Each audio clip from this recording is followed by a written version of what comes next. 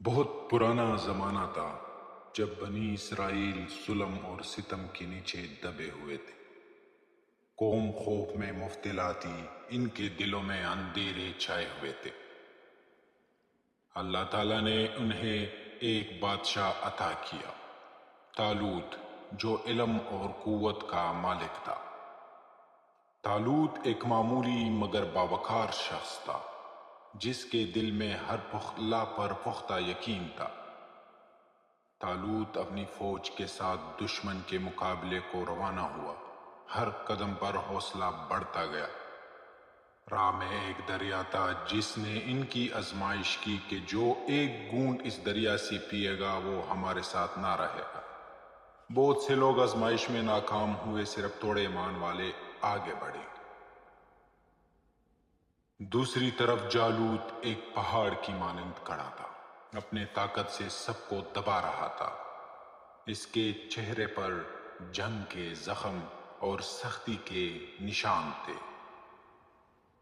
اس کی فوج بے انتہا بڑی اور منظم فوج تھی، جیسے زمین ہل رہی ہو جب وہ چلتے گئے۔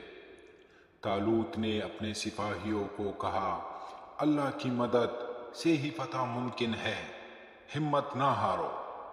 سپاہیوں نے ہمت پکڑ لی اور اپنے ہتھیار مضبوطی سے تھام لیے۔ ان میں ایک نوجوان داؤد تھا جو ایمان کی طاقت سے لبریز تھا۔ داؤد نے جرأت مندانہ قدم اٹھایا اور کہا، مجھے جالوت سے لڑنے دو، اور وہ میدان جنگ میں اترا۔ دونوں کے درمیان میدان تناؤ سے بھر گیا۔ داؤد نے اپنے ہاتھ میں پتھر مضبوطی سے پکڑ لا۔ اس نے غلیل کو زور سے گھمایا۔ جالوت سامنے کھڑا تھا، جیسے پٹھان اور چٹان کھڑا ہو۔ جالوت کی ایک ہیبت تھی۔ داؤد نے پتھر ہوا میں تیز رفتاری سے اڑایا۔ پتھر جا کے سیدھا جالوت کے ہیلمٹ پر لگا اور جالوت زمین پر گر پڑا۔ اس کے پتھر اس کے ناک پہ لگا اور جالوت پیچھے ہوا میں اڑ کر زمین پر گر گیا، جیسے پہاڑ ٹوٹ کر بکھر گیا ہو۔ دشمن کی فوج خوف زدہ ہو کر بھاگ نکلی۔ طالوت نے داؤد کو گلے لگایا اور اس کی بہادری کو سراہا کہ اس نے اتنا بڑا پہاڑ جیسا خوفناک دشمن کو مات دی، اور یوں جنگ کا میدان سکون میں ڈوب گیا۔ داؤد نے فتح پر اللہ کا شکر ادا کیا۔ صحرا دوبارہ امن اور سکون کا گہوارہ بن گیا۔ ہر طرف خوشی ہی خوشی۔ رات کے کیمپ میں سکون اور حوصلہ تھا۔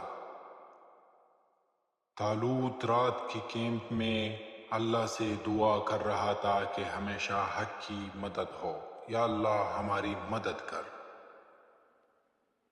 پرسکون ساتھ میں جو خیمے جالوت کے تھے وہ تباہ حال تھے۔ لوگ خوشی سے جشن منا رہے تھے اور سارے گاؤں والے خوش تھے۔ طالوت کی آنکھوں میں نئی امید جاگی تھی۔ داؤد نئی زندگی کی طرف بڑھ رہا تھا۔ ہرے بھرے کھیتوں میں وہ چہل قدمی کرتے ہوئے گزر رہا تھا۔ بچے خوشی اور معصومیت کے ساتھ کھیل رہے تھے۔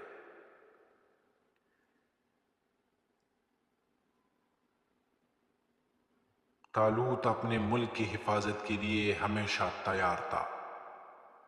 داؤد کی غلیل ہمیشہ تیار تھی۔